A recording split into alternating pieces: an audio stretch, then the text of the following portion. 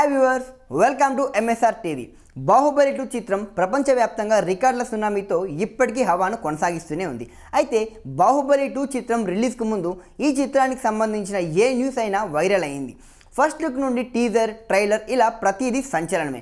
ఈ point cash చేసుకున్నాడు ఓ ప్రబుద్ధుడు. తన మాస్టర్ బుర్రకు యూట్యూబ్ వేదికగా ఓ ఆలోచనను ఆచరణలో పెట్టేశాడు.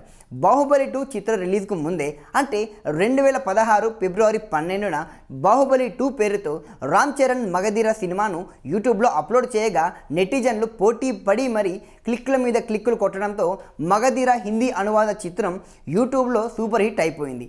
ఇప్పటికీ 100 మిలియన్ వ్యూస్ని క్రాస్ చేసిన తొలి తెలుగు అనువాద చిత్రంగా రికార్డును మగధీర ఖాతాలో వేసుకుంది. దీంతో పేరు బాహుబలిది, రికార్డు మాత్రం మగధీరది అయిపోయింది. అయితే క్లిక్ చేసిన తర్వాత ఇది బాహుబలి కాదని తెలుసుకున్న నెటిజన్లు నానా తిట్లు తిట్టారు. ఇప్పటికీ 58,000 డిస్లైకులు కొట్టగా 150,000 లైకులు రావడం విశేషం. ఇదిలా ఉంటే రాజమౌళి డైరెక్షన్లో రామ్ చరణ్, కాజల్ జంటగా నటించిన మగధీర అప్పట్లో సంచలన విజయాన్ని నమోదు చేసిన విషయం మనందరికీ తెలిసిందే.